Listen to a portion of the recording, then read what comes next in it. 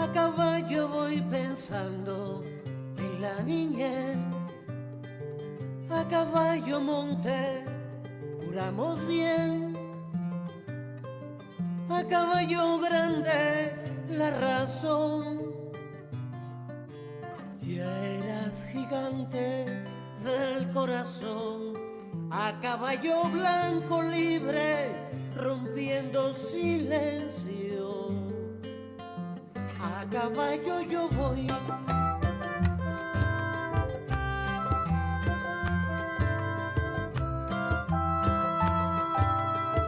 A caballo largo la liberación. Sueño de angostura, virtudes al sol. A caballo el frío, tu sudor. A caballo glorias, el delirio los dos. A caballo blanco libre, comenzó tu historia. A caballo canción.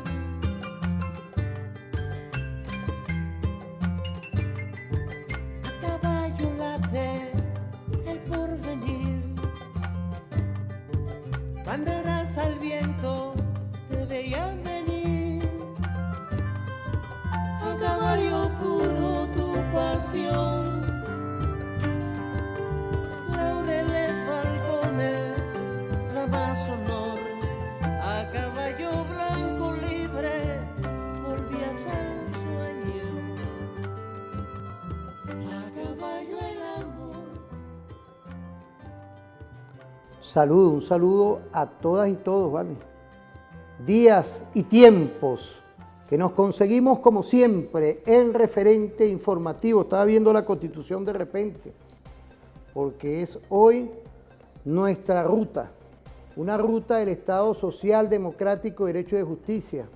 Días especiales, 4 de febrero, días que hoy tenemos que ir estudiando el porqué, para qué y quiénes somos hoy en una Venezuela constitucional de paz. Por eso es que es importante todo esto. Hoy tenemos al doctor Juan José Mendoza, magistrado emérito. Bienvenido, magistrado.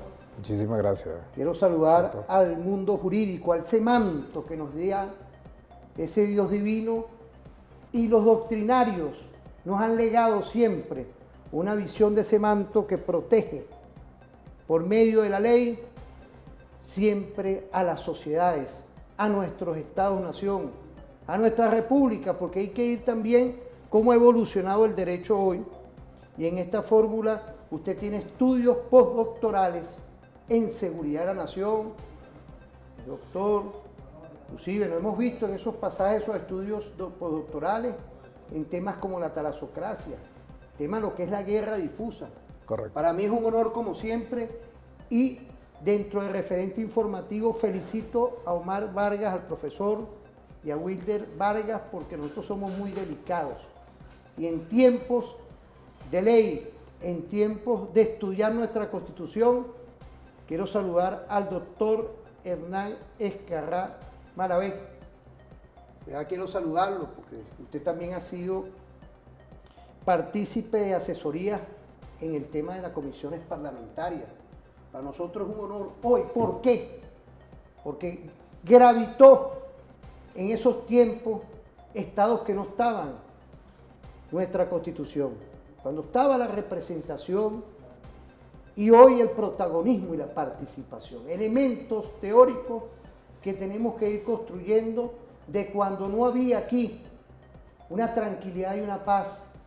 Y vemos que a todos tenemos intereses hoy, a las grandes corporaciones que requieren energía para comprarla, pero también requiere el pequeño emprendedor, el empresario, el pueblo todo, requiere paz y estabilidad.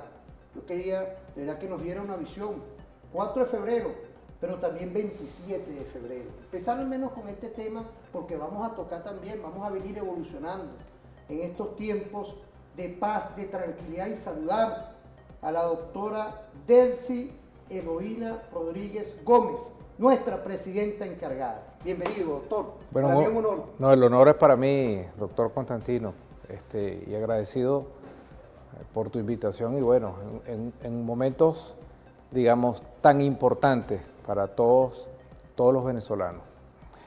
4 de febrero no es cualquier cosa, es el Día de la Dignidad Nacional.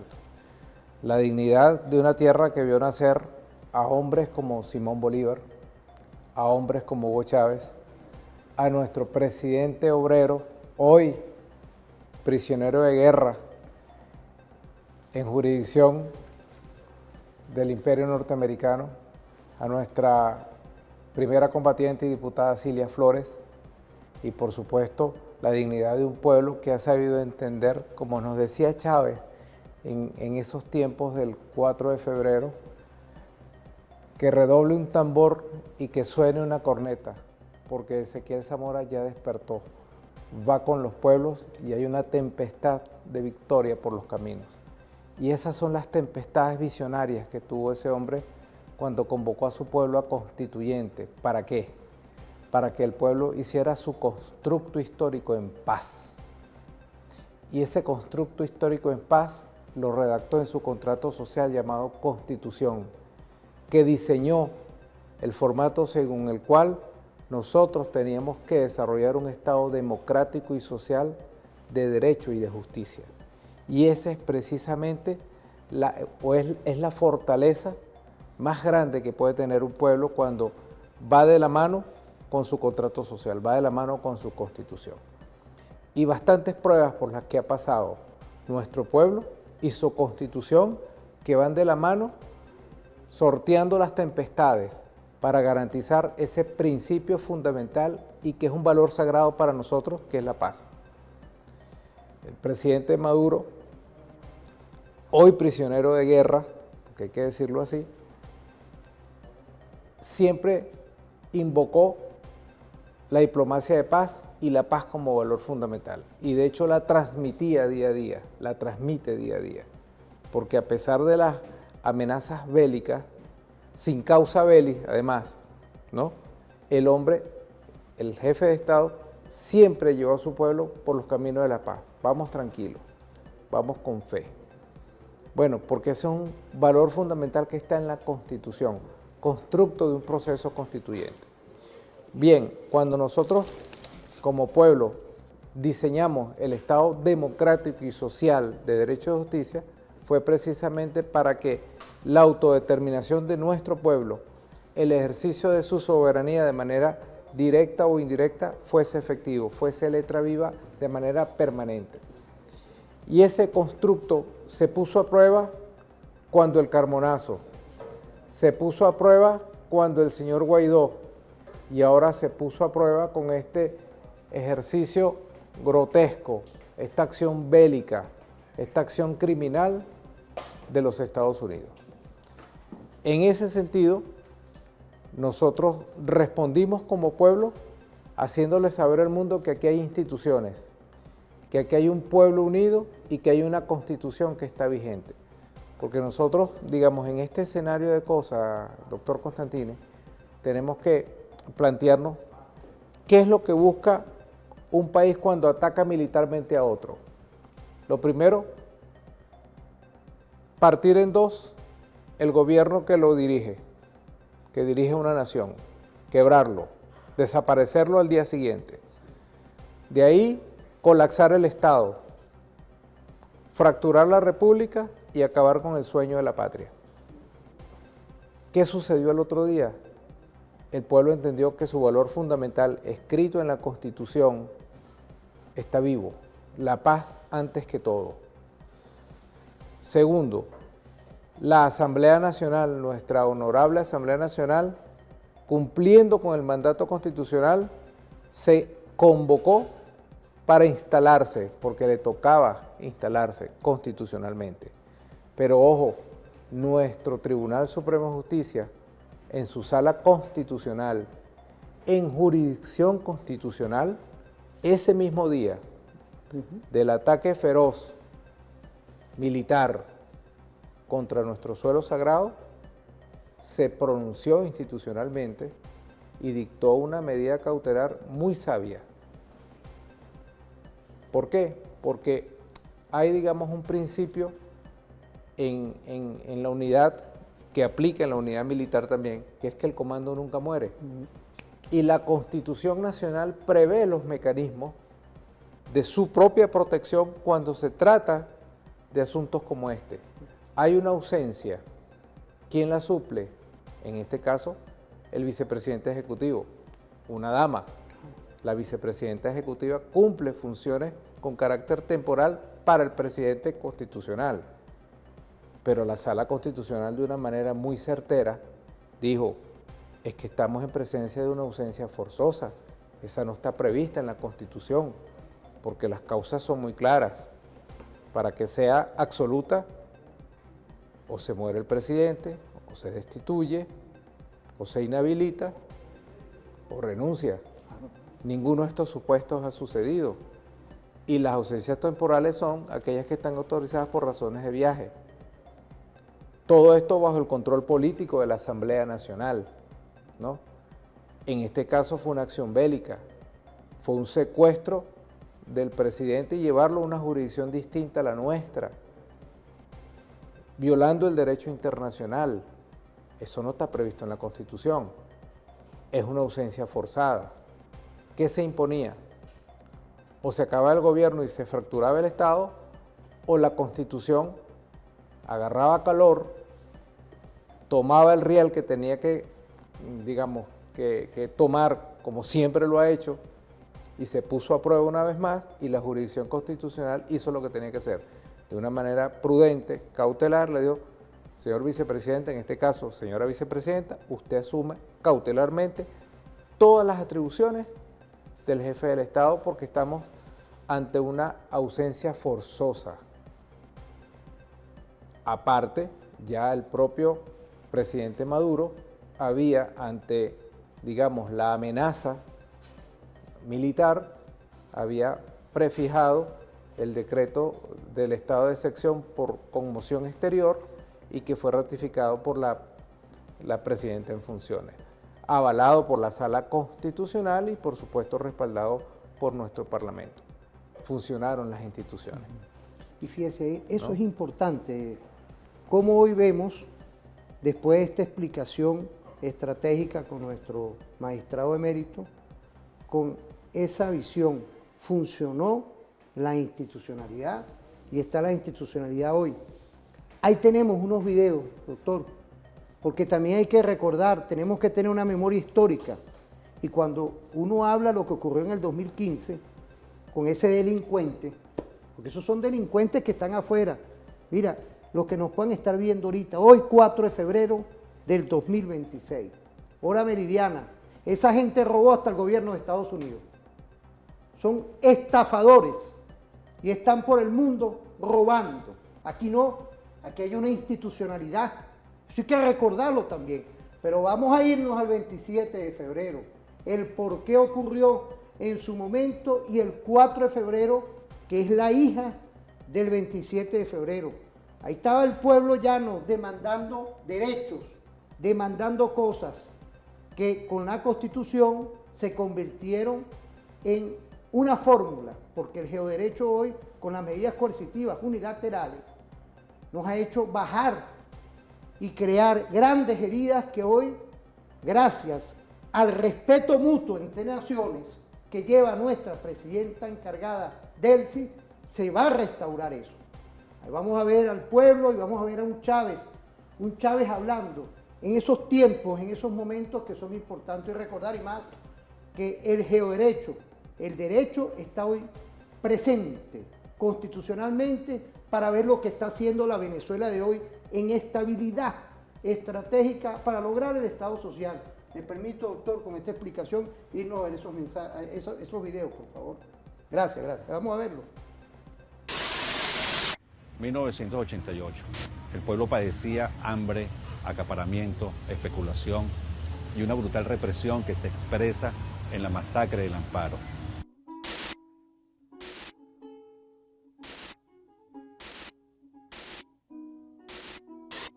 ...1989 y llega Carlos Andrés Pérez a imponer las medidas que le ordenó el Fondo Monetario Internacional.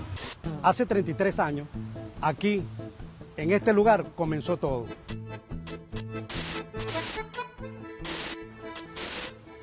Ese día aumentaron el pasaje en un 100%. Nosotros, estudiantes universitarios que habitábamos en la zona y que utilizábamos el transporte para subir y bajar, nos encontramos con un alboroto en este terminal.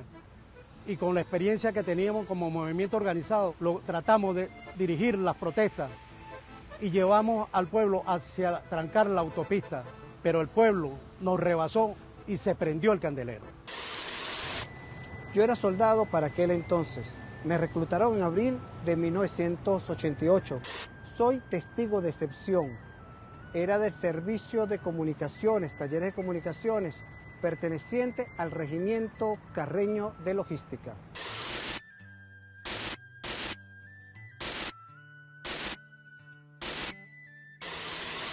Nuestro coronel, jefe del regimiento, nos formó a todos que íbamos a tomar la universidad. Se iban a desplazar 1.200 hombres, lo cual me genera una profunda angustia. Yo venía de ser del movimiento estudiantil, tenía relaciones políticas con camaradas que sabía que podían ser allí detenidos y decidí avisar, llamar por la central telefónica y dar la información. Se cambiaron los planes. Era evidente que lo que estaba sucediendo en Venezuela no tenía como foco de atención la Universidad Central de Venezuela. Era una explosión social de unas magnitudes inimaginables para los planificadores militares, generalato de aquel entonces. Una mattina mi sono svegliato e ho trovato l'invaso.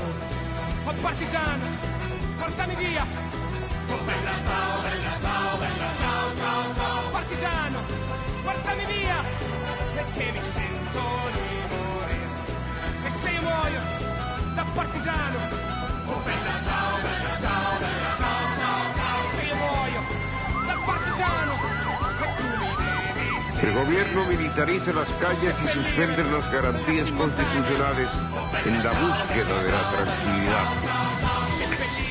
El 27 de febrero, después de los saqueos en la noche, tuvimos que refugiarnos en el apartamento, pues, en un cuarto donde no podíamos ni asomarnos a la ventana porque los tiros eran fuertes.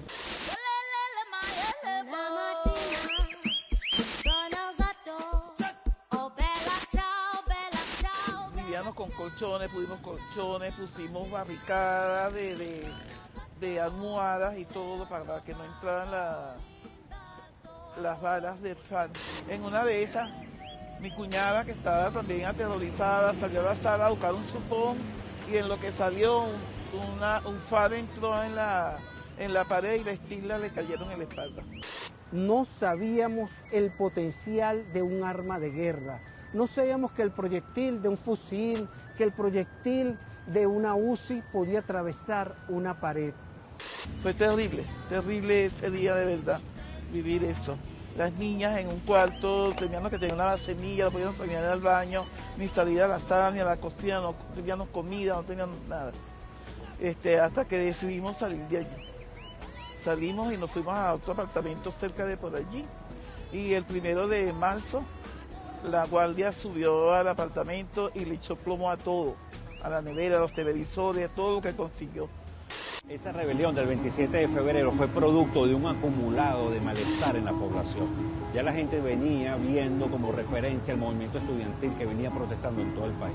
Por eso es que en este lugar, recuerdo que un señor dijo, vamos a encapucharlo como lo hacen los estudiantes. Había un referente de cómo hacer la protesta callejera. Era feo todo lo que estaba pasando. Y yo me preguntaba, ¿pero por qué? Y la gente me decía, no, que es por el paquetazo, que es por esto. No, pero eso fue una rebelión. El pueblo se cansó, el pueblo salió a la calle a protestar, ya estaba bueno, se cansó, no más. Se dijo esa vez y entonces, bueno, a la calle, a la calle. El gobierno de Carlos Andrés Pérez impone las medidas que le obliga el Fondo Monetario Internacional y el pueblo sale a la calle en contra de esas medidas. Ese pueblo es reprimido con más de 3.000 víctimas fatales, daños psicológicos en la población, miles de heridos. Ese pueblo que salió en búsqueda de su dignidad y que aún permanece movilizado.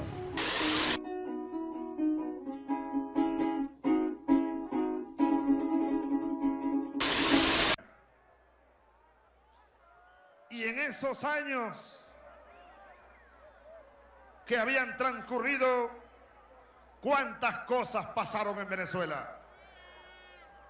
El 4 de febrero es consecuencia de la crisis histórica en la que entramos desde los años 70, sobre todo la crisis moral, la crisis económica, la crisis política, la crisis social. Y de manera especial, siempre es bueno recordarlo, el 4 de febrero es hijo directo y legítimo del 27 de febrero de 1989.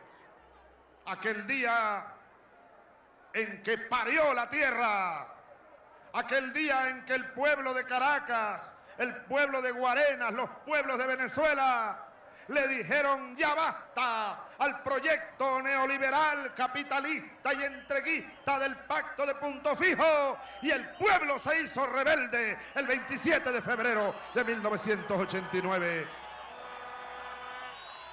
¡Bravo pueblo! ¡Bravío pueblo! Y fue aquella jornada heroica del pueblo, y fue aquella tragedia. Fíjate, ¿qué podemos decir? Ver un tiempo del año 70, cómo evolucionó. Luego vino el 4 de febrero de 1992, tiempos que hubo después, golpe de Estado contra la Constitución. Eso nosotros tenemos que irlo viendo de una fórmula del 99 para acá, de lo que ocurrió aquí. Y han dejado cicatrices profundas, que hoy sobrevino también a todo esto que hemos estado hablando cuando usted nos da esa visión de cómo la Constitución y las instituciones funcionan hoy. Porque tenemos un Estado social. ¿Qué podemos decir de todo esto, apreciado magistrado emérito? Bueno, fíjate, ese es el reflejo precisamente de lo que ha sido ese hilo conductual, ¿no? Hay una tempestad de victorias. Fíjense, ese pueblo antes, en el 27, antes del 4 de febrero, el 27 de febrero, era un pueblo en rebelión, era un pueblo oprimido, un pueblo sometido al Fondo Monetario Internacional, que prácticamente llevaba al país a una colonización. El 4 de febrero fue eso, la expresión popular de la necesidad de un cambio que se llevó por los caminos, digamos, del pensamiento universal más superior que pueda haber en cuanto al sistema de convivencia humana, que es sus normas convivenciales. Y en este caso, qué mejor que el pueblo, que es un elemento constitutivo de Estado, el que se fue a constituyente, convocado por su líder en el momento, y dijo, bueno, vamos a hacer nuestro nuevo pacto social, pues. Y ese pacto social es nuestra Constitución vigente. Entre ellas, uno de sus valores fundamentales es precisamente la paz. Y después del año 1999, quienes han atacado la paz de ese pueblo que diseñó sus propias fórmulas de convivencia, han sido quienes hoy juegan y apuestan a que este país se vaya a la guerra interna y a las armas. ¿Qué buscaban después del 3 de enero de este año, este fatídico 3 de enero? Que los venezolanos bajáramos a matarnos unos con otros. ¿Para qué justificar lo que justificaron en Gaza?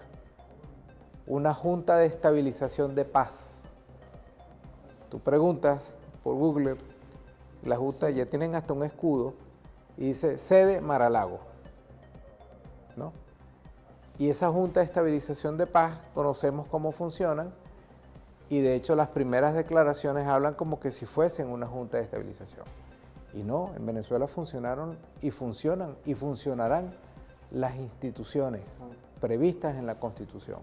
Porque en ese Estado hay unas líneas de conducción de Estado estratégicas, tácticas, de reserva, digamos, que han conducido, digamos, la autodeterminación de este pueblo por los mejores caminos aún en circunstancias tan duras como esta. Y yo estoy convencido, doctor Constantino, que de esta temporalidad salimos en cualquier momento.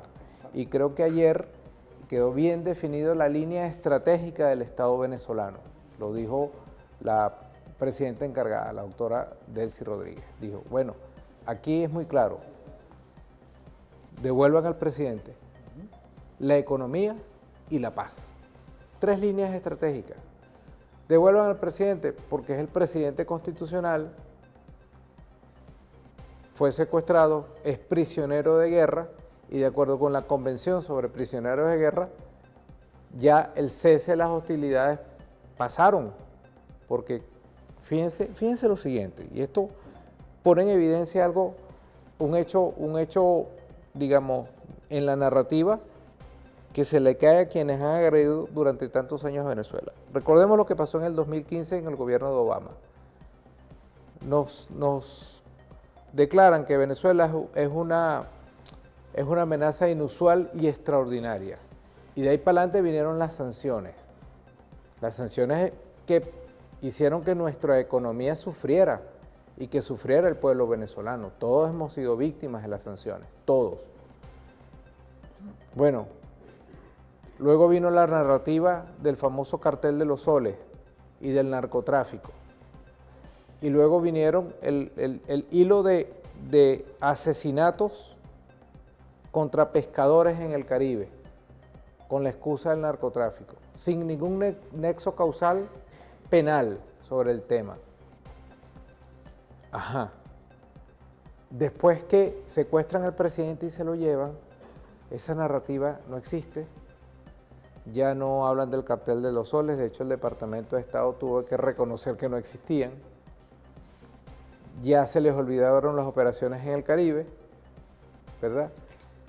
Ya restablecimos las relaciones diplomáticas, señal de una conducción excelente por parte del Estado venezolano, porque a pesar de ser un país hostilizado y agredido militarmente, aquí institucionalmente está funcionando porque está invocando la paz como valor fundamental y una línea de conducción estratégica e inteligente, y por otro lado,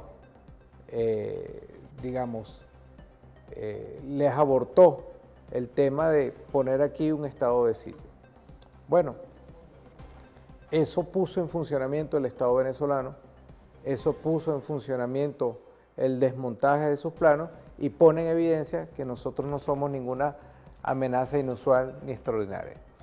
Y ya las causas belli, que nunca la tuvieron, las hostilidades cesaron, razón suficiente para, de acuerdo con la Convención de Ginebra sobre prisioneros políticos, deben retornar inmediatamente a nuestro presidente constitucional y, por supuesto, la estabilización económica y la paz es nuestra otra línea estratégica. Sí, ¿no? Eso conlleva, yo doy clase muchas veces de gobernanza, derecho humanitario, ahí yo me recuerdo siempre a Rhodes, Kochman, realmente Aguilar y otros más, que hoy la institucionalidad constitucional logra y gravita en base a la gobernanza, porque estamos hablando también del tema internacional. ¿A quién le conviene hoy que esto pase como ocurrió en Libia o en otros países que deploramos esas actitudes? Porque hay una relación y la estamos solicitando siempre de parte de nuestro presidente Nicolás Maduro Moro, que es las relaciones de respeto. No es nada más venirse como se vinieron, que estamos en contra de esas actitudes, sino por el contrario, requerimos para todo. Yo creo que lo principal hoy es obviar, sacar las medidas coercitivas, y antes de irnos a la pausa yo quería dejar ese tema para el segundo segmento, las medidas coercitivas como elemento del geoderecho, como arma de guerra, y dedicarnos a relaciones de respetos comerciales, porque nosotros requerimos también inversión en el área petrolera, y eso lo sabemos, y aumentar significativamente, como lo dijo ya nuestra presidenta encargada, Delcy, la doctora Delcy, el tema del salario. Yo creo que son las direcciones claras y precisas que nos están dando claramente con esos dos fondos, igualmente a los servicios públicos. Yo quería permitirme, apreciado doctor, magistrado, asesor y estudios postdoctorales, Juan José Mendoza, y no es una pausa. Y venimos con el tema principal, que fue también una de sus visiones del trabajo de la guerra difusa, el doctor Juan José Mendoza. El tema del geoderecho, que hoy está pendiente en todas las partes del mundo, porque ya no utilizan aviones únicamente, tanques, no utilizan medidas coercitivas unilaterales para asfixiar a los pueblos del mundo. Vamos a irnos a una pausa y volvemos.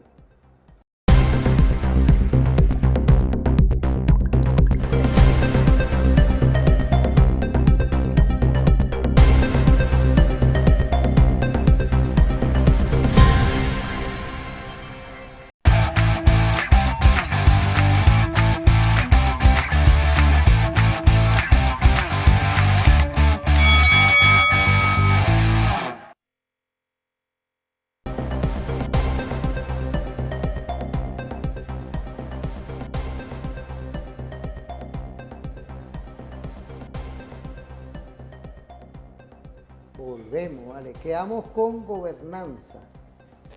Con eso que nos hablan algunos doctrinarios, de cómo el equilibrio tiene que ir construyendo tranquilidad, paz, y se ha hecho en Venezuela.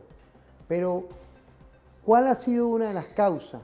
Yo quisiera que nuestro magistrado emérito, el doctor Juan José Mendoza, nos diera una visión del por qué hoy tenemos esa realidad. Esa realidad, ¿por qué? Porque son grandes heridas que tenemos hoy. Son 10 años de 1080 y pico de medidas coercitivas unilaterales que tenemos que desprendernos, y un ataque que esperemos que, como lo ha dicho nuestro presidente Nicolás Maduro Moros, y continúa nuestra doctora Delcy Eloína Rodríguez Gómez, con relaciones de respeto, de lo que hoy le interesa al mundo, que es la energía, y nosotros no nos negamos a vender. ¿Qué podemos decir con todo el respeto? Y tenemos un video de Delcy del 2021, yo mismo lo coloqué porque yo estudié ese tema en su momento, que ella dio una conferencia virtual con lo que son las medidas coercitivas. A mí no me gusta estar poniendo videos, sino yo pongo material, igual que invitados, que dan una connotación real y profunda a referente informativo. Bueno, creo que lo primero, para contextualizar, dos visiones del geoderecho. La visión clásica, que es la donde la norma se impone desde arriba, y para eso utilizan derivados muy asociados al crimen, el lawfare, para utilizar a veces sistemas normativos internacionales o sistemas normativos propios de los estados para perseguir políticamente contra, digamos, objetivos políticos, para garantizarse intereses particularmente económicos, ¿no? Detrás de todas estas cosas siempre hay un interés económico. Y la otra visión del geoderecho, que es la que desde nuestras universidades estudiamos, investigamos, analizamos, basados en nuestra Constitución, en ese ejercicio de soberanía directa del pueblo venezolano, nuestra Carta Magna, nuestra visión del geoderecho es distinta. Es desde el pueblo, como elemento constitutivo de Estado, es ese Estado comunal que se construye como un tejido social y que es el que precisamente garantiza que la economía funcione, que la sociedad tenga convivencia y que todo, digamos, apunte hacia caminos de progreso y de paz. Y precisamente ese tejido social, ese Estado comunal, esa forma, esa visión del geoderecho desde la visión venezolana es la que ha estado en prueba cuando todos estos procesos guerreristas han estado presentes. Desde el menos hostil hasta el más hostil nacido un 3 de enero. Ahora bien, tema de la gobernanza. Bueno, eso es lo que atacaron, la gobernanza. ¿Para qué? Para combatir el narcotráfico, el crimen organizado. Es que desde Venezuela se hace. Venezuela no solamente suscribe tratados internacionales en la lucha contra las drogas, sino que es un país ejemplo en el mundo del combate al narcotráfico. Y lo hace de una manera efectiva, mostrando videos de avionetas derribadas, de droga mostrada, de procesamiento de delincuentes, de persecución con las solicitudes de códigos rojos internacionales. Venezuela es muy activa en la lucha contra el narcotráfico. Otros países no tienen ese mismo récord que tiene Venezuela, además de que Venezuela no es productora de drogas, pues, ¿no? Empezando por ahí. Luego, el tema de la economía. Bueno, la principal reserva petrolera del planeta. Obvio que ella está en el objetivo y en los cálculos y en los números de más de uno. Pero para eso es precisamente la diplomacia. Y ese ha sido el mensaje que el Estado venezolano, desde el comandante Chávez, el presidente Maduro y nuestra presidenta encargada, lo está diciendo a todo el mundo. Pero ya va, si usted quiere petróleo, se lo vendemos, ¿cuál es el problema? Pero todo dentro de las normas, dentro del respeto y del valor del mercado, porque mi petróleo vale tanto como puede valer el de cualquier país que lo tenga. Y sirve para los intereses de alguien, y también sirve para el desarrollo de nuestros pueblos. Entonces, lo más importante en esta etapa es que creo que en esta línea de conducción del Estado y de la situación, se está demostrando, primero, que no somos una amenaza ni inusual ni extraordinaria, porque no somos una amenaza. Somos un país potencia que aboga por la paz, que tiene instituciones, que tiene un pueblo joven, que lo único que quiere es que su economía funcione. ¿Y por qué no ha funcionado la economía como queremos? Porque desde el 2015 para acá, con las benditas medidas unilaterales, coercitivas, nuestra economía ha sufrido los embates de lo que son esas sanciones, peor que los aranceles inclusive. ¿Y quién nos recompensa en ese sentido? Bueno, si no hubiesen habido sanciones, las cosas hubiesen funcionado mejor para la gobernanza, no solo de nuestro país, para la gobernanza y las relaciones internacionales. Yo creo que Estados Unidos, con todo el cariño y con todo el respeto, se equivocó en su política exterior con respecto a Venezuela. Las informaciones que le llegaron fueron totalmente erradas. Por supuesto, sectores de aquí que siempre quieren la violencia, que siempre quieren el extremismo, que no creen en el pacto social, menos creen en el desarrollo de los pueblos, menos creen en el Estado comunal, siempre abogan por caminos de la violencia, por caminos de la intranquilidad, y montan un escenario, una narrativa distinta a la realidad. Y ahí falló la política exterior norteamericana. Ojalá en este escenario, con la presencia diplomática estadounidense en Venezuela, puedan precisar en el terreno, como a ellos les gusta decir, que Venezuela tiene instituciones, que Venezuela tiene un liderazgo político importante, que Venezuela tiene un liderazgo militar importante y que el pueblo está unido a ese liderazgo y que con ese liderazgo y ese pueblo unido son capaces de hacer maravillas para el planeta Tierra y para la humanidad y para el humanismo, pero son capaces de desarrollar su economía en paz. Y si se trata de dar soluciones energéticas al planeta o a nuestro principal aliado comercial, como pudiese ser los Estados Unidos, con mucho gusto, sin ningún problema, porque precisamente esa es la diplomacia bolivariana de paz, en la que siempre ha abogado el comandante Chávez, el presidente Maduro, y ahora la línea de conducción dirigida por la presidenta encargada, la doctora Delcy Rodríguez. Entonces sí, yo creo que esa es la clave de todo esto. Y estamos en esa línea, porque yo veía el año pasado, en el 2025, que prácticamente Nicolás impulsaba algo que decía face to face. Vamos a reunirnos. Esperemos que ahora, bienvenida la representación consular del gobierno de Estados Unidos, como usted lo dijo, en el terreno va a haber la realidad estratégica, porque tenemos que suplir las grandes necesidades que tiene el mundo en energía. Estamos claros en eso y hemos impulsado claramente lo que es hoy una relación de respeto. Ahí tenemos a Delcy, que nos habla un poco de las medidas coercitivas. Con todo el respeto, la doctora Delcy Eloína Rodríguez Gómez. Tenemos ese video listo ahí, vamos a verlo con el respeto de nuestro magistrado. Quisiera dar un ejemplo práctico de lo que significa estas grotescas, criminales medidas coercitivas.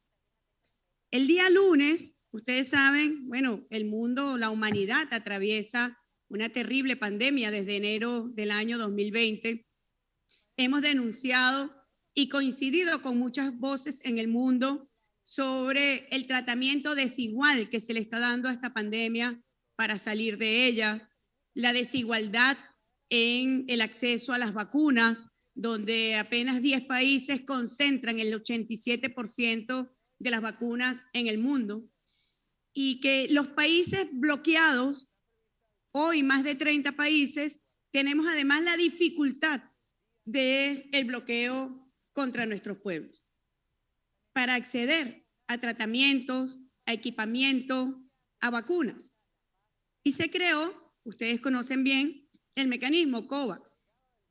Bueno, este mecanismo, Venezuela, con gran sacrificio, logró pagar la cuota de 120 millones de dólares que corresponde para que Venezuela tenga acceso al lote de vacunas para inmunizar a un porcentaje importante de nuestra población. Esto no ha salido a la luz pública, pero yo quiero aprovechar y quisimos aprovechar que fuese en este escenario, que se dieran ejemplos concretos de lo que significa el bloqueo. El día lunes 7 de junio, nuestro embajador en Ginebra, el embajador Constant Rosales, recibe una comunicación de COVAX donde le dice, y voy a leer textualmente, desde el 13 de abril, Gavi ha recibido 12 transacciones de Venezuela por un monto de 109.968.081 dólares, dejando un balance de 10.031.000 dólares. ¿Por qué este balance? Venezuela pagó la cuota completa que requiere COVAX, pero los últimos 4 pagos, que alcanzan un monto de 10.031.000 dólares, los últimos 4 pagos fueron bloqueados, y así nos los hace saber COVAX, donde dice, en relación con los 4 pagos mencionados, confirmo que hemos recibido una notificación del banco VS que los pagos han sido bloqueados y están bajo investigación. Usan literalmente la palabra bloqueados. Los recursos para el pago de las vacunas de Venezuela a través del mecanismo COVAX y apenas un muy pequeño porcentaje, 10 millones de dólares de los 120 millones, fueron bloqueados.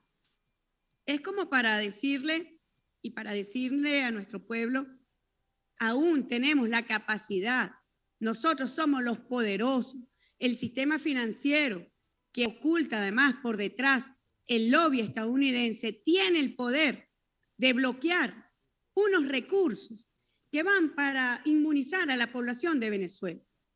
Ahora bien, la pregunta que hemos hecho en la voz del presidente Nicolás Maduro, ¿acaso inmunizando solamente a los pueblos de 10 países lograremos superar esta pandemia? Ya los científicos han contestado esta pregunta. Es imposible. No solamente no vamos a superar la pandemia, sino que pueden devenir situaciones más terribles, presentaciones de virus aún más complicados, si este proceso de inmunización se da de manera desigual, como está ocurriendo actualmente. Y por eso queríamos informar. Ayer, bueno, salió una especie de que Venezuela no había pagado, ¿no? Venezuela pagó, pero en el último tramo, entonces el banco dijo, no, estos 10 millones de dólares están bloqueados, porque es el ejercicio del poder hegemónico, de los poderes fácticos, como es el sistema financiero internacional, cuya gobernanza la tiene el dólar. Y entonces yo lo he escuchado atentamente y he tenido conocimiento de las ponencias desde el día de ayer. He escuchado detenidamente. Nadie puede negar que las medidas coercitivas unilaterales son un terrible crimen para los pueblos que son víctimas, objetivo geopolítico de estas medidas unilaterales. Nadie puede negar que son un crimen. Nadie puede negar los terribles efectos y el impacto que tiene sobre la población. los terribles efectos que tiene sobre el derecho colectivo de los pueblos al desarrollo y al desarrollo sostenible. Es una violación absolutamente global al derecho internacional, a la Carta de las Naciones Unidas. Y yo debo decirlo, como un país víctima del bloqueo, debo decir que los países nos sentimos indefensos. No tenemos mecanismos a los cuales recurrir. Y por eso, en nombre del presidente Nicolás Maduro, saludo esta conferencia. Agradezco a todos quienes han llevado su palabra para denunciar. Fíjese, esto es importante hoy porque arrancamos con el 27 de febrero, el Caracazo.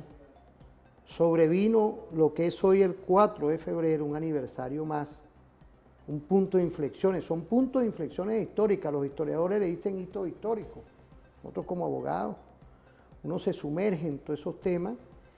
Pero también vemos cuando el tema pandémico que fue algo global, como la Venezuela de hoy llevó este tema y con medidas coercitivas, con el geoderecho, implosionando. Y hoy vemos cómo para la Venezuela de hoy intentaron el 3 de enero, se conmemoró un aniversario, un mes de esa fatídica acción criminal. Vemos hoy cómo se ha resuelto institucionalmente la gobernanza, porque estamos institucionalizados y continuamos la gestión de gobierno. ¿Qué podemos decir, apreciado doctor? Bueno, fíjate, recordemos también que aparte de las medidas coercitivas unilaterales, el mundo sufrió el tema de la pandemia, pero Venezuela también sufrió el ataque terrorista al sistema eléctrico nacional. ¿Y quién estuvo detrás de todo eso? Quienes en Washington decían detrás de las orejas, hay que sacar al chavismo, hay que sacar a Maduro, hay que sacar al gobierno, atacar la gobernanza, atacar la paz, para tomar como objetivo central, digamos, las reservas petroleras venezolanas. Y fíjense que aún así el pueblo creyó en la paz, consolidó la Constitución, sus instituciones, porque había un liderazgo que todavía está vivo y estará vivo por muchos años más. Porque, digamos, esta es una propuesta real, sentida en el pueblo, en el ADN del pueblo, que tiene una raíz profunda en la doctrina del padre de la patria, Simón Bolívar, y que está refundada en el proceso constituyente de 1999, y que continúa en un liderazgo que está claro a favor de los intereses del pueblo. Y hay que ponerse, digamos, en los zapatos de quienes condujeron la patria en tiempos de pandemia con ataques terroristas internos, ¿no? Cuando el sistema eléctrico nacional. A mí en lo personal me consta la vocación humanista de, digamos, del presidente Maduro, de la doctora Cilia Flores y de Delcy en lo personal. ¿Usted era magistrado de la Sala Constitucional en ese momento? En ese momento, y bueno, nos tocó también, digamos, hacer las cosas que tenemos que hacer en su momento, como jurisdicción constitucional. Claro. Como lo hizo la actual, claro. Siempre la fuente es el derecho. Quiero saludar al doctor Damiani. A don Luis, claro, saludos. Y a todos ellos. Y a toda la sala, a Tania y a todos ellos. Y a los colegas eméritos también. Sí, un abrazo para todos ellos. Bueno, miren, fíjense, en lo personal, en lo familiar, pues todos fuimos víctimas del COVID y bueno, la doctora Elsie siempre estuvo muy atenta de nuestros temas familiares. Siempre eternamente agradecido. Bueno, fíjense lo siguiente. Y no lo lograron. No lograron quebrar al gobierno, no lograron quebrar al Estado venezolano, no lograron destruir el sueño de república. Y ahorita que avanzaron, escalaron de la manera más hostil, más agresiva, al otro día las instituciones estaban funcionando. La jurisdicción constitucional le dijo al mundo, aquí hay una seguridad integral que vamos a cuidar, aquí hay una integridad territorial, aquí hay una soberanía y un pueblo, y aquí hay un ordenamiento jurídico que se respeta. Aquí hay una política y hay un derecho que tienen una intersección en el derecho constitucional. Ese es el geoderecho a lo venezolano. Ahí estamos sentados ahorita, en esa intersección. ¿Por qué? Porque el pacto social está vivo, porque la Constitución está viva y porque el pueblo cree que la ingeniería constitucional venezolana funciona y sabe que funciona. ¿Y por qué funciona? Porque tiene liderazgo, Luis. Porque tiene pueblo y tiene líderes y tiene pueblo. Hoy se va a ver en las calles. Ve a ver si la oposición venezolana tiene esa capacidad de convocatoria. Ellos salen es a destruir calles, a generar violencia. Y ojo, el pueblo quiere paz. Inclusive el pueblo que no cree en el proceso bolivariano quiere paz. Y yo estoy seguro que, digamos, en estos momentos donde hay una conducción muy inteligente del Estado venezolano, que fijó ya 3 líneas estratégicas, devuelvan al presidente, vamos por la economía, que es lo que, digamos, en los 7 ámbitos del eje de la seguridad integral de la nación, el primero es la economía. Es un eje estratégico propuesto por la inteligente conducción del Estado y la paz. Y yo creo que ahí coincidimos todos. Y eso nos da una señal muy positiva para Venezuela y para el mundo, desde que la narrativa impuesta era un montaje. No somos una amenaza ni inusual ni extraordinaria. En Venezuela ni se produce ni se trafica con droga, ni hay cartel de los soles. Y en Venezuela lo que hay es un pueblo pujante que quiere desarrollarse a sí mismo. Quítennos las sanciones. Vamos a sentarnos en las mesas de discusiones con Estados Unidos y con quien sea, porque este es un país que tiene las capacidades, más allá de las potencialidades que tiene debajo de su suelo, tiene las capacidades en su liderazgo y en su pueblo para asumir los retos que sean en las nuevas eras por las que va a pasar la humanidad. Fíjese, doctor, me recuerdo estudiosos de seguridad de la nación que tuve la dicha de conocer. Esos son chusmas políticas y estafadores, que fue lo que rodearon a los gobiernos de Estados Unidos, engañándolos. Y están ahí porque a ellos no les importa, esa gente no les importa, son unos ladrones, de verdad, de lo que ellos no les importa a los pueblos, les interesa son sus bolsillos.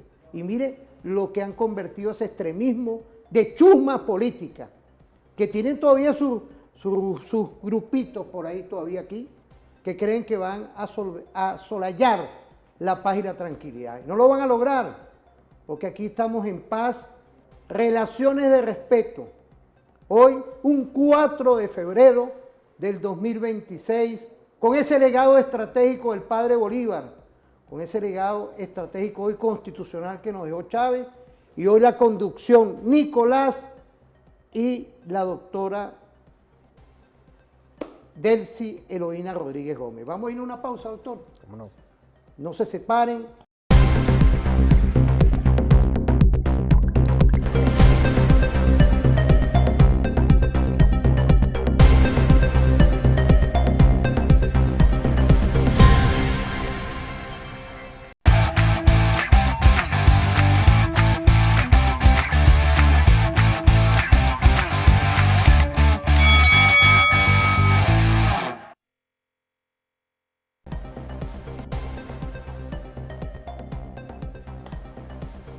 Volvemos, vale. Quiero agradecerle a la audiencia que siempre está pendiente. 4 de febrero, no es concha de ajo, como dicen culturalmente, porque uno a veces potabiliza los programas, coloquialmente, porque es la Venezuela de hoy. Es una Venezuela de tranquilidad, de paz, de solidaridad, y eso es importante. Nos mandan mensajes de varios caminos reales. Imaginemos dónde llega esta señal, tu señal, de la televisora de la Fuerza Armada Nacional Bolivariana en referente informativo. Doctor, hemos quedado con unos temas que son importantes. Usted habló de lo que fueron esos ataques al sistema eléctrico, las medidas coercitivas, que la doctora Delcy la explica muy bien a nivel... Eso fue una conferencia en el 2021 a nivel internacional.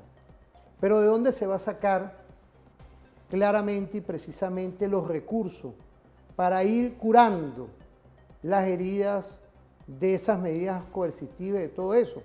Y hay 2 fondos que yo creo que hay que centrarnos todo el espíritu nacional y con paciencia porque hay que tener la paciencia hoy meridiana, porque ya está la política, está la voluntad y hay una visión de relaciones de respeto con el gobierno de Estados Unidos. Yo creo que hoy está pendiente el tema de lo que ya la Asamblea Nacional meridianamente actuó. Aquí tengo, casualmente, ley antibloqueo, lunes 12 de octubre del 2020, Asamblea Nacional Constituyente. Aquí está, mira, aquí tenemos esto aquí, claramente y precisamente, que lo que se está materializando, que yo quiero que usted nos lo explique, porque hay un video ahí de la doctora Delcy, que nos lleva a lo que es el tema de adaptarnos a nuestra ley constitucional, que es la ley antibloqueo. ¿Qué podemos decir, apreciado doctor? Bueno, fíjate que cuando la Asamblea Nacional Constituyente emite esa ley con carácter constitucional, lo hace previo a la pandemia, pero es derivada de las acciones producto digamos, de las medidas coercitivas unilaterales. Porque ¿qué buscan las medidas coercitivas unilaterales? Ahorcar la economía de un país. Y el ahorcar la economía de un país estás, digamos, debilitando uno de los 7 ámbitos de la seguridad integral de la nación.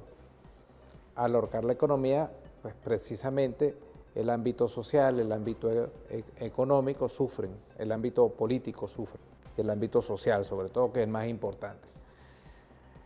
Y bueno, el Estado venezolano, una vez puesto a prueba por las medidas coercitivas, se va para su Constitución y dice, o ponen en práctica, como letra viva que tiene, una palabra que está en la Constitución que se llama armonización.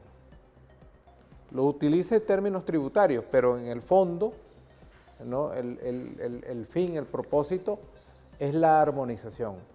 Y cuando se trata de la economía, la armonización es clave. Cuando te atacan de esa manera para que tú no funciones en tu economía, es como que si te embargaran, te quitaran todos los bienes y no tienes con qué darle a tus hijos, algo tienes que hacer, menos robar, matar, ¿verdad? Entonces, tienes que salir a trabajar el doble, el triple, lo que sea, porque tus hijos no pueden pasar hambre. Bueno, igualito. Eso fue lo que hizo el liderazgo político de nuestra nación, salir a resolver. Y lo hizo primero dando seguridad jurídica, que es lo más importante. La seguridad jurídica. ¿Para qué? Para que aquel que cree en Venezuela, porque Venezuela es un país, por supuesto, con un subsuelo muy rico, muy bien ubicado y todos sabemos las potencialidades que tiene, la monetarización que puede significar esas potencialidades, pues había que brindarles un instrumento, a pesar de las sanciones, para que enfrentar el tema de lo que llamamos el bloqueo económico, producto de esas, digamos, medidas coercitivas. Y bueno, el Estado venezolano funcionó una vez más. Es decir, esta es en el hilo histórico una prueba más de que las instituciones en Venezuela funcionan. Por eso es que yo soy muy delicado, doctor, fíjese, yo ¿no? quiero agradecerle a usted, yo soy demasiado delicado en estos temas. Mira, Omar, de verdad que quiero felicitarte, ¿vale? Yo sé que estás activo, igualmente Wilder, profesores, uno de trabajo social, otro es abogado, con estudios también, igualmente en la profundidad del caso. Él está encargado de la parte social, el doctor Omar, y los derechos humanos, igual que pero es eso, yo creo que son la visión de cómo explicar y potabilizar todo lo ocurrido. Claro. Que no es poca casi. No sé si usted quería dar, para ver el video, no sé si usted quería dar. No, es que lo importante es que si tú agarras todas las acciones que ha hecho el Estado venezolano, desde la Asamblea Nacional Constituyente, la fuente jurisprudencial, porque vaya cantidad de sentencias que ha sacado el Tribunal Supremo de Justicia para proteger al pueblo venezolano en su economía, en su esquema de seguridad social, etcétera, etcétera, etcétera. Tú dices, bueno, es un Estado que funciona, es una Constitución que está viva, es un país que ha soportado las tempestades en el camino y que por supuesto está preparado para enfrentar esta guerra difusa de la que hemos estudiado tanto, ¿no? que no la han comprendido. Claro. Y por eso a veces no entienden que a pesar de que estamos en un estado de excepción, a pesar de que nos bombardearon, al otro día el pueblo quería paz, sigue creyendo en su liderazgo político, militar, policial, y culminamos la jornada de béisbol nacional, por ejemplo, cosa que no pasa en cualquier país, ¿no? Así es. ¿No? Entonces... Y ganó el Magallanes. Ganó el Magallanes. Bueno, yo soy el Magallanes, allá, yo lo lamento por los compañeros de los otros equipos, pero bueno. Pero es eso, es esa cotidianidad. Que no lo doctor. entienden, que lamentablemente no lo entienden, y ojalá este sea un buen momento para que entiendan cómo somos los venezolanos. Claro. Que somos un país de gente joven, honesta, que quiere trabajar en su país, que quiere que su economía funcione, pero respétenle su constitución y respétenle su liderazgo. Mándenos a nuestro presidente. Claro. Punto. Nosotros garantizamos la paz. Cuando uno ve los reportes de tráfico que tú das aquí, yo los veo todas las mañanas. Muchas gracias, doctor. Uno dice, bueno, es que ahí está precisamente la fusión policial militar, pero es que ahí hay un mando y control, ahí hay una conducción, hay un liderazgo político. Ahí está al frente el compañero Diosdado Cabello. Claro. Eso es señal de que las instituciones funcionan. No pueden entender eso, que nosotros queremos paz, y si queremos paz, y si Venezuela está en paz buena parte del mundo también. Doctor, y no es un tema de intereses también, porque las relaciones internacionales son intereses, no le convendrá a los intereses a esas grandes transnacionales que hoy requieren energía. Por supuesto. Y no dejarse llevar por esos estafadores. Porque fíjate el escenario cuando invadieron Irak. ¿Qué pasó al otro día? El pueblo quemó los pozos petroleros. Y apagar un pozo petrolero son más o menos 10 años. Nosotros no vamos a esos extremos. No nos provoquen tampoco, pero no es la idea. Nosotros no queremos eso. ¿Por qué? Porque no tiene sentido para empezar. O sea, nosotros creemos en nuestro pacto social, creemos en nuestra constitución, creemos en la venezolanidad y los invitamos a la venezolanidad. Yo creo que esa es la mejor expresión a la representación diplomática del gobierno de Estados Unidos. Vamos a invitarlo a la venezolanidad. Yo creo eso es correcto. Eso es correcto, y es el mejor momento también. Bajo 3 líneas estratégicas, como lo explicaron muy bien ayer, digamos, esa representación de la conducción del Estado venezolano actual. Ahí está nuestra Asamblea Nacional, que es la representación del poder popular en Parlamento. Está la máxima autoridad del Estado en la persona de la presidenta encargada. Y está el vicepresidente de Seguridad, en momentos donde estamos en estado de sección. Oye, jefe, pero es el vicepresidente del partido. De nuestro partido. Ahí hay pueblo organizado. Ahí el mensaje está claro. Hay unidad que se va a preservar. Hay armonía, pero también hay un mensaje directo. Aquí está la venezolanidad unida. Oye, está Jorge. Quiero saludar a Jorge. En función Jorge de lo que estamos Gómez, haciendo. Como presidente de la Asamblea Nacional. El mando. Claro, por supuesto. Quiero saludarlo, él como psiquiatra, es dirigente estudiantil. Aquí no estamos, dirigente estudiantil de la Cuarta República. Él estuvo como presidente de la Federación de Centros Universitarios de la Universidad Central de Venezuela. O sea, hay todo un bagaje político. No, y que por supuesto también fueron como niños víctimas de una Cuarta República que nos jugaba carritos y que asesinaba a los dirigentes progresistas. Bueno, ellos fueron víctimas de eso con su padre, pues. Usted es un estudioso de todos esos temas también de los derechos humanos. Vamos a irnos a ver vamos a ver el video de la doctora Delcy con los hidrocarburos, con la gente del petróleo. Vamos a ver esas mesas de diálogo que se han hecho y van a seguirse haciendo. Vamos a verlo.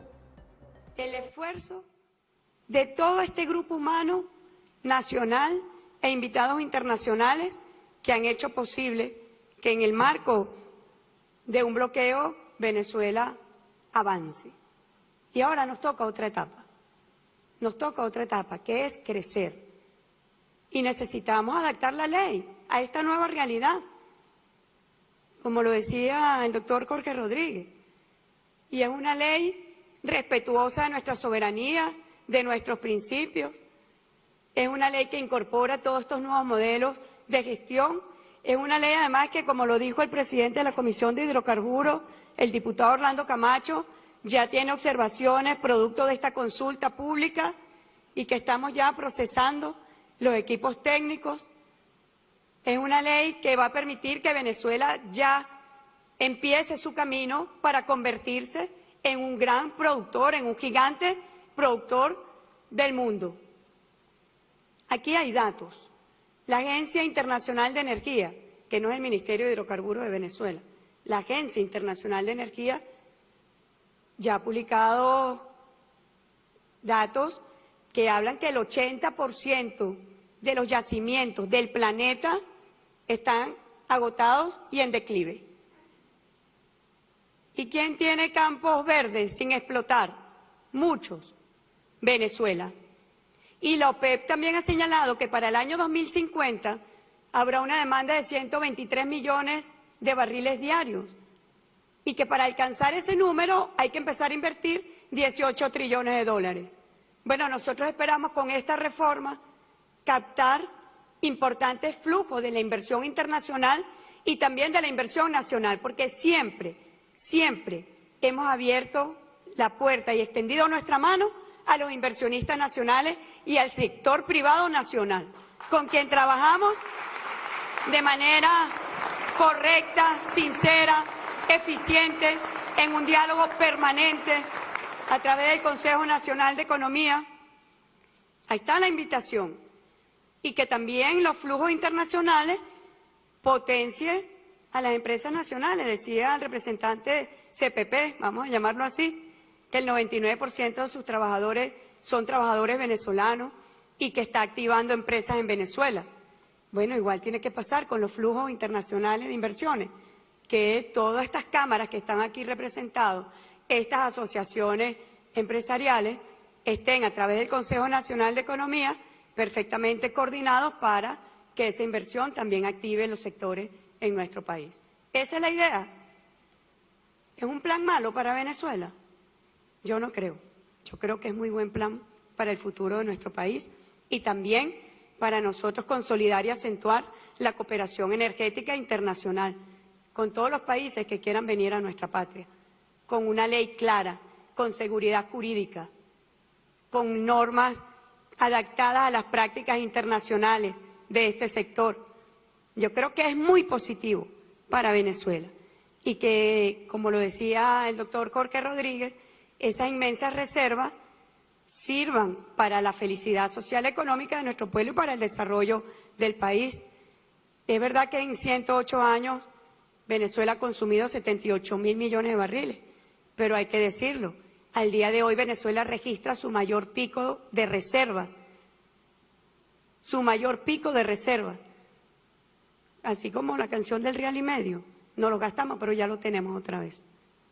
Se dan cuenta que es un país atractivo para invertir, para producir y en un marco de seguridad jurídica. Yo, antes de culminar, estoy obligada a hacer algunas aclaratorias. El comandante Chávez decía que habían provocaciones que se deben responder y otras que no se deben responder. Como dije hace poco, yo llegué a la presidencia encargada por una situación inédita en la historia de Venezuela, pero juré el 5 de enero y juré no descansar por Venezuela, por nuestro pueblo y por nuestros niños y por nuestras niñas. Y el secretario del Tesoro de los Estados Unidos ha hecho unas declaraciones poco pertinentes y ofensivas, y tengo que responderlas. El pueblo de Venezuela no acepta órdenes de ningún factor externo. El pueblo de Venezuela tiene gobierno, y este gobierno obedece al pueblo. Es la reciprocidad en esa relación entre el pueblo venezolano, sus autoridades y sus instituciones. Y yo me siento feliz de tener que en esta coyuntura difícil de Venezuela, tener el honor de representar a los venezolanos y a las venezolanas y obedecer al pueblo venezolano. No tenemos otro factor externo a quien obedecer. Y las amenazas personales que recibo, quiero que sepan que ya tuve conciencia de las mismas cuando me juramenté como presidenta encargada. Y asumí. No tenemos miedo. Tampoco tenemos miedo a relaciones de respeto con los Estados Unidos, pero deben ser de respeto a la legalidad internacional, del respeto humano mínimo en relaciones interpersonales y de respeto a la dignidad y a la historia de Venezuela. A eso estamos dispuestos los venezolanos y las venezolanas, y yo sé que aquí el grupo humano que está hoy en esta consulta es un grupo humano patriota en el sentido muy estricto de la palabra, en el sentido de representar los intereses, los valores. Esos fueron unos encuentros en la discusión que hubo con la reforma de la ley de hidrocarburos.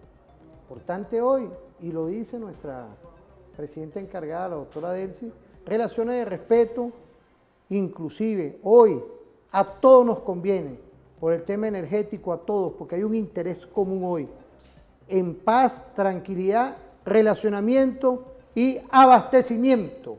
Yo creo que ese es el camino y a la vez progresivamente lograr satisfacer las necesidades constitucionales de nuestro pueblo, el salario, que es importante hoy, y todos los servicios públicos. ¿Qué podemos decir, profesor? Bueno, lo todo primero, respeto, magistrado, lo primero médico, que podemos... Es un honor tenerlo aquí. No, el honor es mío, de verdad, compartir contigo, con tu audiencia y con el pueblo de Venezuela. Fíjate, lo primero que hay que resaltar con respecto a la ley de hidrocarburos es su base constitucional, ¿no? La Constitución no prohíbe que PDVSA tenga asociaciones estratégicas. Está constitucionalizado el concepto de asociación estratégica, pero también está constitucionalizado el concepto de desarrollo de negocios de la industria petrolera. Eso está en la Constitución, en las últimas líneas de uno de sus artículos. Entonces, eso quiere decir que de ahí aguas abajo, todo el desarrollo normativo debe apuntar hacia el crecimiento de nuestro principal recurso, que es el hidrocarburo, el petróleo. Y por ello, esta ley, buscando la nueva línea estratégica, ojo, que está en la 7T, ojo, está en la 7T, esto no es un invento, ni es como dice la narrativa mediática mayamera, que es que esto es una imposición, una orden de Marco Rubio. No, señor. Esto ya estaba previsto en la ley de la 7T, que es ley de la patria. Esto es una ejecución de un modelo a seguir en una planificación del Estado venezolano, basado en lo que la Constitución permite, asociaciones estratégicas y desarrollo de negocios petroleros. Está en la Constitución.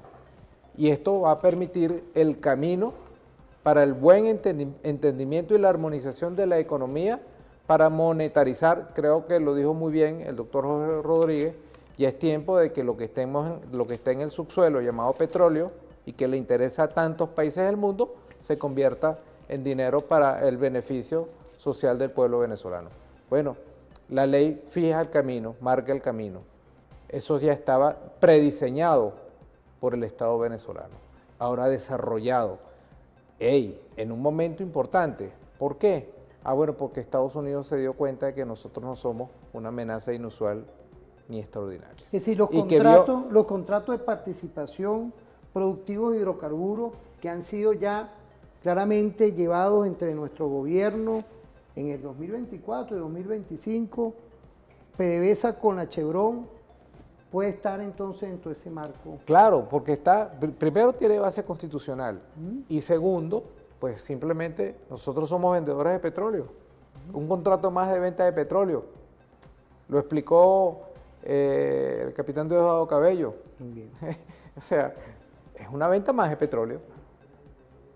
Lo que pasa es que ahora el que siempre nos sanciona, el que nos aplicó las medidas coercitivas, que no quería petróleo venezolano, que hasta llegó a decir que era alquitrán y basura, ahora el petróleo es bueno. Bueno, pues, perfecto, te diste cuenta, es el mejor petróleo del mundo. Aquí está, te lo vendemos a buen precio, a precio de mercado, como lo vale. Y ese dinero vendrá, como lo dice la Constitución, para el desarrollo del Estado social, para el desarrollo del pueblo venezolano. Esa es la diplomacia bolivariana de paz. Y eso es lo que queremos todos los venezolanos. Entonces, bueno, basados en la ley de hidrocarburos, bueno, la Constitución es muy clarita. Sí le permite a PDVSA la asociación estratégica con quien sea. Los recursos del subsuelo son del Estado venezolano, son del pueblo, son de la nación. Pero eso no implica que las acciones de PDVSA, que también son, que es la, digamos, la empresa que conduce las operaciones petroleras, no impide que tenga asociaciones estratégicas o haga desarrollos de negocios, interna o externamente. Y ese es el desarrollo normativo que ahora vamos a enfrentar de una manera prediseñada en el Plan de la Patria. Claro, claro. ¿No? ¿Por qué? Porque Venezuela tiene que ir, digamos, a la nueva onda del planeta que está abandonando la tesis del mundo verde para ir de nuevo al mundo del carbón. Lo habíamos hablado ayer en el postdoctoral. Bueno, entonces bueno, ese tema. Es muy sencillito entender que entonces el petróleo vuelve a tener el valor que tuvo en una oportunidad y que Venezuela es un actor no importante, fundamental, porque tiene en su espacio geográfico nada más y nada menos que la primera reserva certificada de petróleo del planeta. No, y podemos ser socios estratégicos como lo estamos con Chevron, comerciales. Por supuesto. 100 años. ¿Ah? Por supuesto, es que nosotros no somos enemigos de nadie. O sea, somos vendedores de petróleo, con mucho gusto, venga, inviertan en Venezuela, que aquí hay seguridad jurídica. Claro. Aquí hay un pueblo joven que quiere aprender de ustedes también. Y bueno, ese es el mundo de los negocios, más en el negocio petrolero. Mira, imagínate hoy, 4 de febrero, tiempos cuando empezamos el programa. Esos tiempos no pueden volver. Ya tenemos que hacer asociaciones estratégicas, consolidar el Estado social. Es lo que queremos hoy y lo que quiere nuestro pueblo y nuestra presidenta Delcy Eloína Rodríguez Gómez, lo que quiere es eso, relaciones de respeto. Porque es que fíjate, esos tiempos no es que no pueden volver, hemos evolucionado en los tiempos, porque nos hemos desarrollado como pueblo, con el mismo contrato social, la Constitución de 1999. Hemos evolucionado como pueblo, hemos evolucionado como instituciones, ha madurado y ha evolucionado mucho nuestro liderazgo político. Y hay una fusión integral. Claro. A prueba de balas y de bombas. Así es, ¿no? Y es con el amor que le estamos dando hoy dentro de estos días que son hitos históricos para la Venezuela bolivariana. Yo quería permitirme una pausa.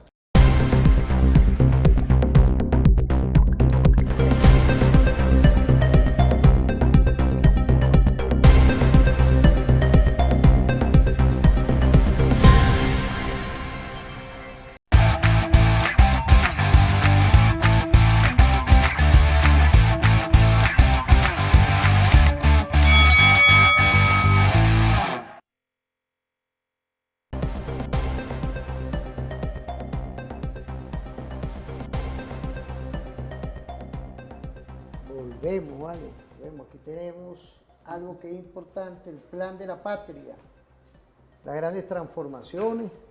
O sea, yo creo que hoy en gobernanza, en esa gobernanza que la Constitución y los actores están hoy gravitando en favor de lo que tenemos hoy en la Venezuela de hoy, los grandes principios fundamentales en este último segmento hay que dedicárselo también a la inversión social, a la inversión de las regiones, a la inversión de todos nuestros estados que hoy, ante toda esta embestida de 10 años, porque no somos ningún enemigo inusual de nadie, por el contrario, somos un pueblo de solidaridad, de tranquilidad, siempre lo hemos sido, y nunca vamos a salirnos de esa idea y esa visión y esa conducta que hoy nos ratifica quién es la venezolanidad. Los invitamos a que conozcan realmente la venezolanidad. Usted le dio una pincelada estratégica a ese tema, que es la identidad nacional. Importantísimo hoy. Y hoy yo quiero culminar con un tema que es importante, que es la inversión a las regiones sin distingo de credo, raza ni condición política. Siempre lo ha sido, porque está en la Constitución. ¿Qué podemos decir eso? Hoy tenemos un video de él, pero yo quisiera que usted nos diera un prisma a todo esto, apreciado magistrado emérito. Bueno, en primer lugar, creo que, digamos, en el diseño constitucional, el Consejo Federal de Gobierno es la representación de la integridad territorial, donde quienes asumen el liderazgo en las entidades federales se sientan en una mesa con el Ejecutivo Central para, digamos, trabajar de manera común, armonizada, y con un fondo diseñado por la propia Constitución para combatir las desigualdades, digamos, económicas y sociales entre esas entidades federales. Ese es el diseño original del Consejo Federal de Gobierno, precisamente para atender el tema social. El desarrollo del Estado social tiene, digamos, uno de las columnas vertebrales en el Consejo Federal de Gobierno. Es por ahí donde se desarrolla. ¿Por qué? Porque desde, digamos, piramidalmente hablando, su liderazgo regional viene y se sienta en el Consejo Federal y trae sus proyectos. En el geoderecho a lo venezolano, ¿verdad?, que es el Estado comunal naciente, que es aquel donde, digamos, gracias al plan de la 7T, al plan de la patria, el pueblo organizado hoy en día, en ejercicio directo de su soberanía, dice cuáles son los proyectos más importantes para su comunidad, tejido social en acción de gobierno directa. Pero por otro lado también le exige a sus propios dirigentes, a sus líderes electos, alcaldes, gobernadores, mire, nosotros para nuestra comunidad o para nuestro estado necesitamos este proyecto. Y eso es lo que se eleva con carácter estratégico para esa región a los consejos federales de gobierno. Y ya se instaló, señal de que la institucionalidad, volvemos a lo mismo, funciona y que la integridad territorial está presente. No hubo un gobernador ausente. Y ahí hay, en esa gobernanza a la que tú te refieres, nosotros encontramos gobernadores del gobierno, del chavismo, de la revolución, pero también hay gobernadores de la oposición presentes y todos al unísono, no solamente condenando lo que sucedió, no solamente exigiendo la liberación del presidente prisionero de guerra en los Estados Unidos, sino también diciendo nosotros queremos paz y queremos armonizar nuestras funciones con el pueblo, trabajando la economía del país, y para eso estamos aquí sentados, ¿no? Entonces yo creo que es muy importante digamos, el nivel de conducción que estamos evidenciando en Venezuela en estos momentos, ¿no? Un Consejo Federal de Gobierno activo, porque hay unas gobernaciones activas, trabajando todos los días, 24/24, igual hay unas alcaldías, hay un liderazgo comunal, trabajando cada cuadra, cada segmento de su barrio, de su comunidad, de su espacio. Pero por otro lado, el liderazgo nacional también están involucrados en el trabajo, ¿no? ¿Podemos Claro, ver ese video? por favor, es orientador. Vamos a poner ese video como orientación rapidito para cerrar con este tema estratégico hoy, por favor. Desde el punto de vista político, fue buen año.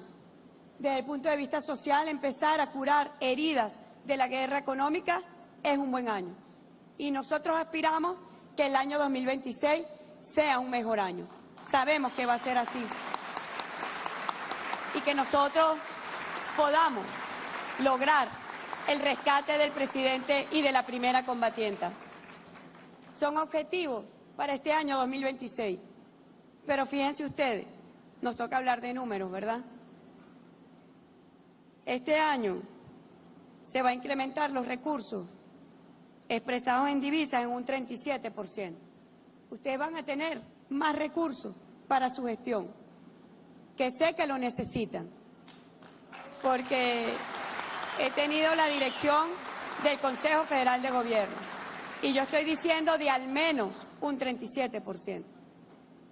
Ustedes saben que hemos creado 2 fondos soberanos para que los recursos que ingresen de nuevas inversiones energéticas, petroleras en Venezuela, vayan a esos fondos. El primer fondo soberano es para la protección social, para mejorar ingresos a los trabajadores, para la salud, para la vivienda, para la alimentación, para la educación. El segundo fondo soberano es para servicios públicos e infraestructura, agua, electricidad, vialidad. Pero también el Consejo Federal de Gobierno y las regiones van a tener... Importante, ¿qué podemos decir? Ya hoy culminado, que tenemos unos minutos para que usted nos dé un prima base invitado permanente. Muchas gracias, un honor para mí. Yo sé que usted con todo el tema de las asesorías, todos esos temas que tiene, no es fácil, pero le agradezco a este Dios que nos pone aquí. Quiero saludar al doctor Hernán Escarrá, invitado también permanente, y a su hijo, el doctor Eduardo, ojalá que nos estés viendo, también con estudios postdoctorales en todas estas áreas. ¿Qué podemos decir, profesor? Bueno, mire, creo que lo más importante de todo esto es que palabras son hechos, ¿no? Y la instalación del Consejo Federal de Gobierno post 3 de enero es una señal de que no solo que las instituciones funcionen, sino que la integridad territorial y política está activa. Y cuando le digo que palabras son hechos, inmediatamente ingresaron los primeros fondos producto de la venta de petróleo. Lo primero que ordenó el Ejecutivo Nacional fue instalar en todo el país el sistema de atención médica para los pacientes con diálisis. Eso inmediato. Creo que son 797 centros. Una visión estratégica. El segundo, el tema de los catéteres, los marcapasos, la atención cardiológica. Pues es una señal clara de que eso va a ayudar a aliviar el presupuesto familiar en Venezuela. Y esa es una señal de que hay un liderazgo que está fusionado y que tiene una sinergia, por decirlo así, eficiente entre gobernadores, alcaldes, Ejecutivo Nacional y conciencia social.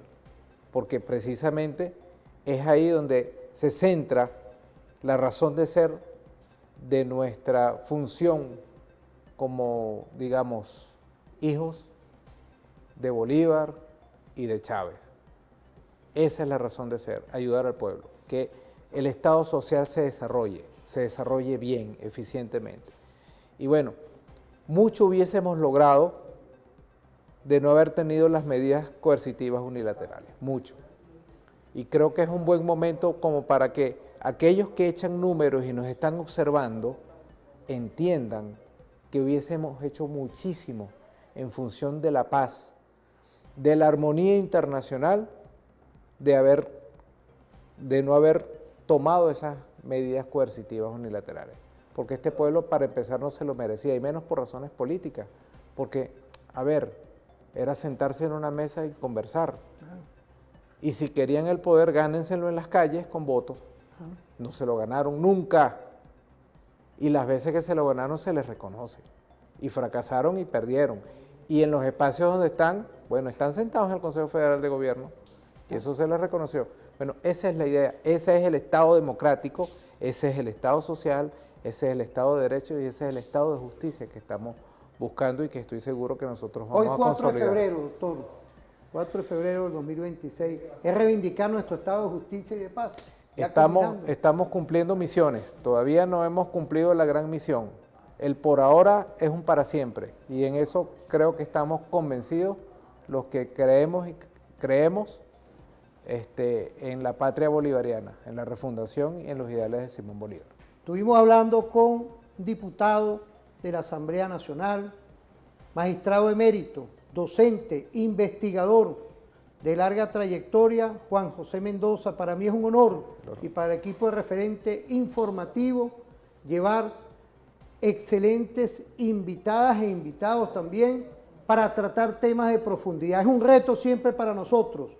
Con el doctor Omar Vargas y el profesor en Trabajo Social Wilder Vargas, nos despedimos por el día de hoy. Apreciado doctor. Muchísimas gracias. Con estudios postdoctorales en Seguridad de la Nación. Que Dios nos bendiga a todos y bendiga a nuestra presidenta encargada, la doctora Delcy Eloína Rodríguez Gómez, por llevar a buen timonel, barco seguro y retornar nuestro comandante, ¿verdad?